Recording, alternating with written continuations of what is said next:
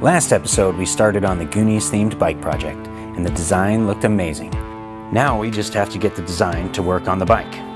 With only 2 days to go before we have to deliver the bike to the client, the problems with wrapping this motorcycle are becoming very evident. So getting the artwork to land on the different parts of the motorcycle in the right spots is one of the challenging aspects of this. Motorcycles are very difficult, lots of curves and angles, and when you put a big square piece of vinyl on it, it twists and turns and takes on the shape. So very tricky getting these elements to work together. So jumping from one part of the motorcycle to the other, I'm trying to keep those elements somewhat isolated so that we're not having to try and line up lines that are 5 and 6 inches away from where they are on another part of the motorcycle. It'll be impossible to get them to line up from object to object. So on a piece like this saddlebag, there are 2 pieces that have to line up, the top and the bottom. They have to be taken apart and wrapped separately and then reassembled. And every line on one piece has to line up to the lines on the other piece. The first 2 tries, the color wasn't right. The color was too dark here and too light here. So this is my 3rd try trying to get this right, and I think we finally got it. This one is perfect. The color is just right here, and you can see it'll line up right there. And that gives it enough room to wrap the rest of it. So this is our giant pile of wasted vinyl. And that doesn't include the 3 times that we had to wrap the fender and peel it off and throw it in the trash because it didn't work or match up the fades. Pete and Lumpy are 2 of the best wrappers in the business, and as much as they get frustrated with all the trial and error and translating a 2D design onto a 3D motorcycle, it's important for them to come as close to perfect as possible.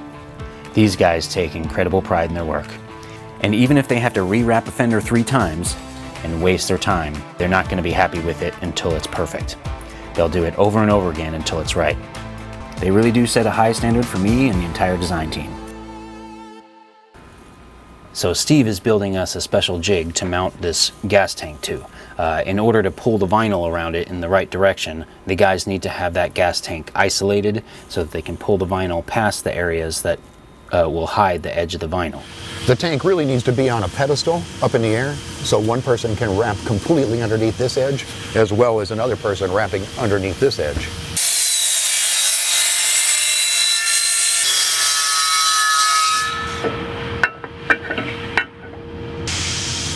Gotta weld it.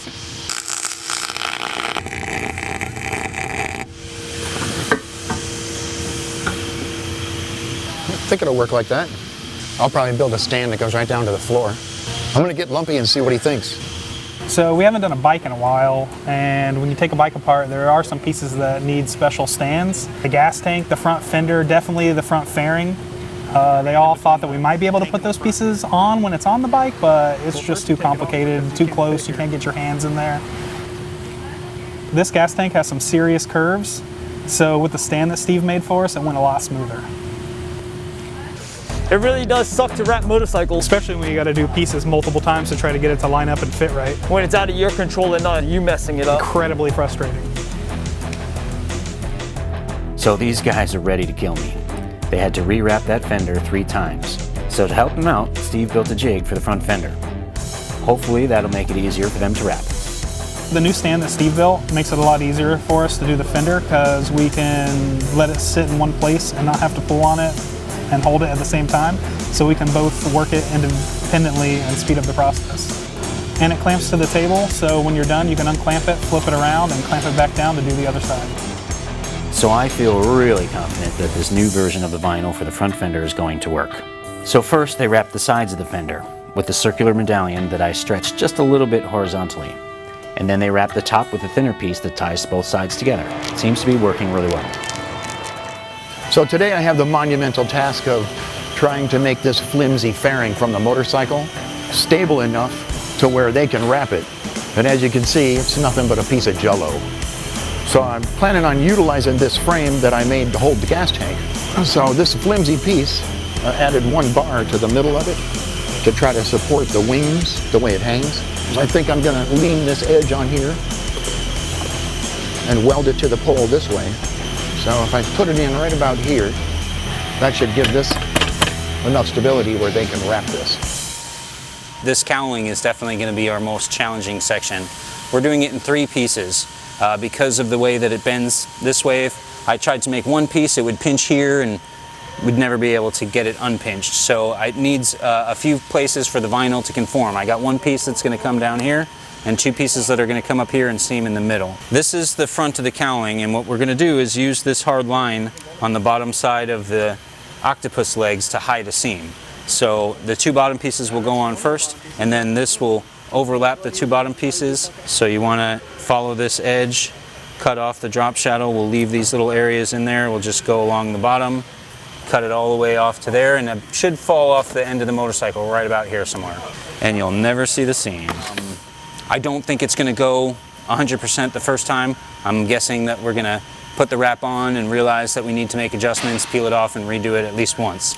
It's just the way you can't predict exactly what the vinyl will do on such a curvy surface. There's so many multiple compound curves that it is just, you can't read it until you try it a few times. Race doing that shit once. One time only. Oh, Lumpy says one time, which is great. Just see if it's big enough you can pull it around like this. You guys do hear the Goonies theme song playing in your head right now, right? Absolutely not. Dun, dun, dun. Dun, dun, dun. I want to check this before we start.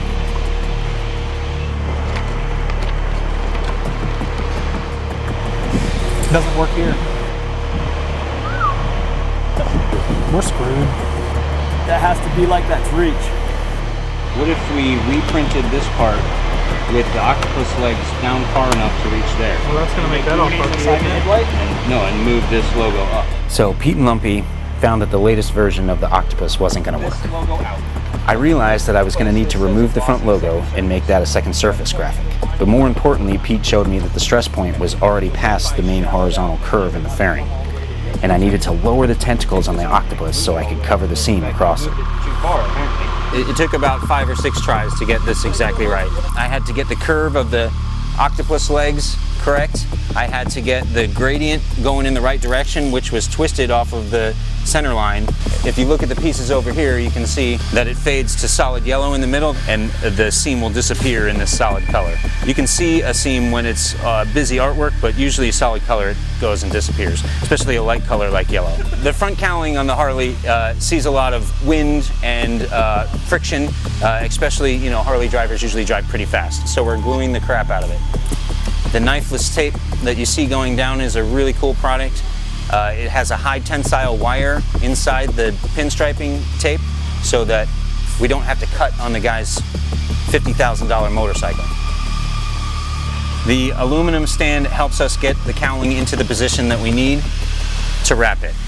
If you can imagine them trying to wrap the cowling like this while it was still on the motorcycle, they'd both be lying on the floor and there'd be a big wheel right where Pete is standing. So this gets the cowling free of the bike and lets us get all the way around it and lets both guys pull in opposite directions so that we can keep the vinyl taut as it gets squeegeed down.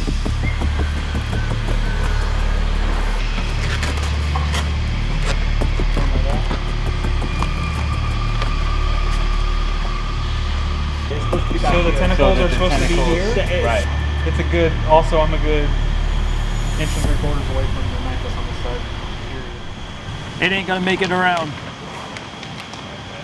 So tell me, Lumpy, what's the problem?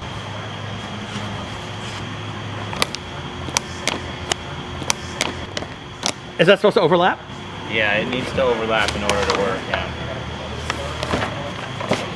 All right, Jason. Now tell me what the problem is. Jason. So we were all starting to get more and more frustrated with the front of this fairing. To help us dial in the adjustments that we need to make, Pete cut away all the excess vinyl so I could see exactly what I needed to adjust. And it was obvious right away I was pretty far off still. All right, go adjust it. Try this again. Damn it, I gotta do this again.